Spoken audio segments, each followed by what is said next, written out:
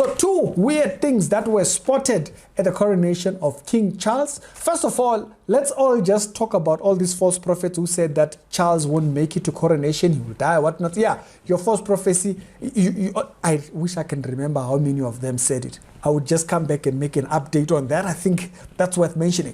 But the two things that were actually at the coronation that people might have not noticed. First of all, the Grim Reaper that people are talking about. We're going to talk about that. Secondly, that invitation card and the weird, we're going to talk about that as well. It's a Sexuality Show with Daily Christian Commentary videos. Let's get to this episode. I don't want to waste any time. Now, there's a lot of conversations that are going out there about the satanic things that were going on at the coronation. And I found it quite interesting that some of them, mostly on Twitter, were citing to seeing a demonic figure pass through when the ceremony was starting.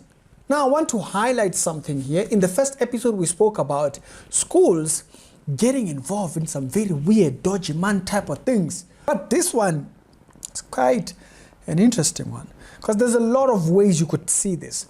Now, I'm going to list two particular scenarios, possible scenarios, and y'all tell me which one you think is happening here. First of all, when the ceremony is going on, this figure, this demonic looking figure, passed. You couldn't see anything, you couldn't see shape. I did see some TikTok videos that had a different viewpoint, looking at the guest when they saw that figure passing by, and they were like, what's going on? What is that? Now, that a lot of people are saying he looks like the Grim Reaper because he has like a stick thingy going ahead of him, and he just whoop, and nobody sees him after that.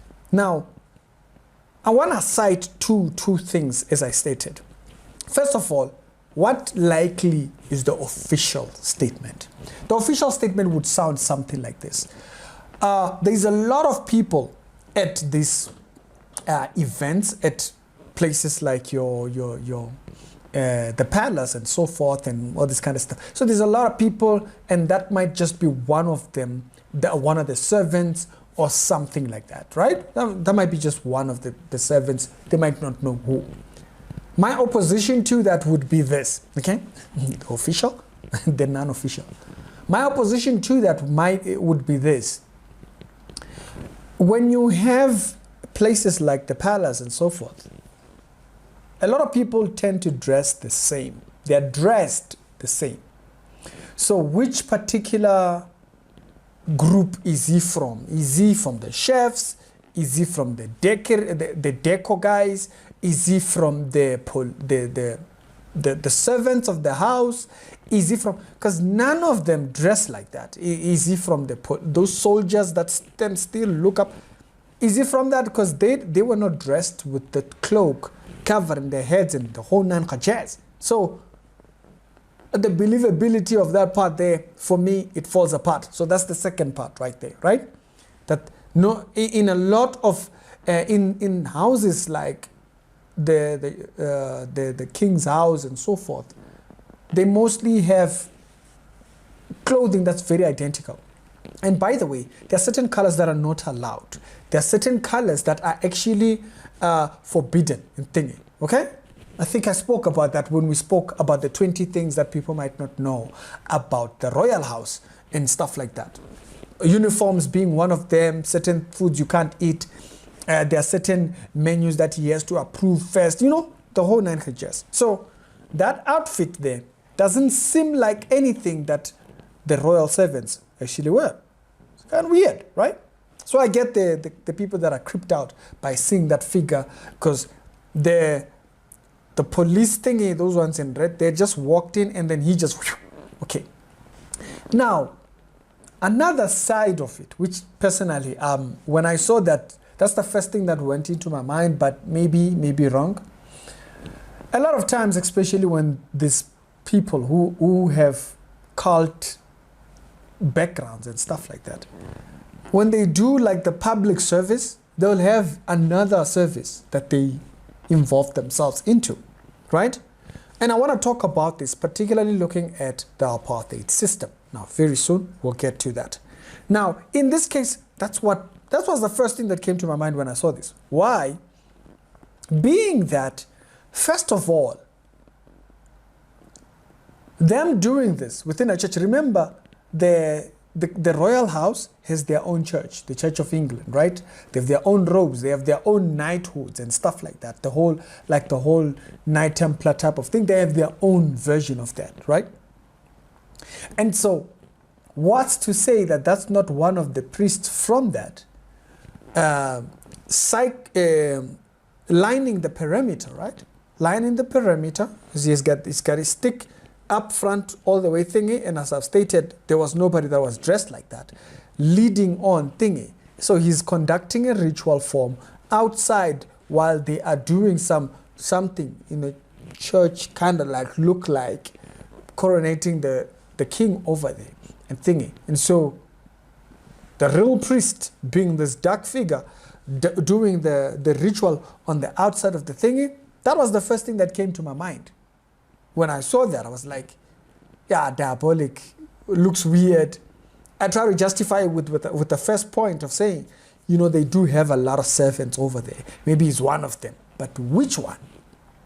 You'll have to go back. Now, someone might come and say, that's probably the Knight Templar, is probably part of the Knight Templar, because you know the Knight Templars are the ones that have this black, huge, weird robes, black, weird, huge robes. But the Knight Templar robes have marks on the side. So, wagwan here, okay? Do I think it was a demonic figure? I don't know. I don't like claiming things I know nothing about. So, personally, I don't know exactly what you might actually label it out as, but looking at how very organized, like, wait, they are extremely organized. You can't even be out of tune. Everything must be followed by tune. Like if you listen to the protocol that they have to go through when Charles is being pronounced or inaugurated, she carries the sword here, the sword is from where, she gives it to him covered, whatnot. They are extremely organized. Who's this fella who's just out there running around with a stick in front of him, lining?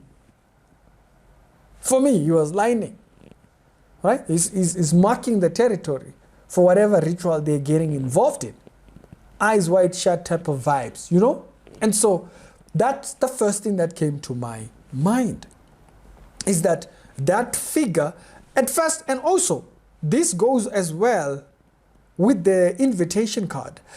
If you saw the invitation card, it's just weird. The invitation card has this figure, a green demonic figure right at the bottom.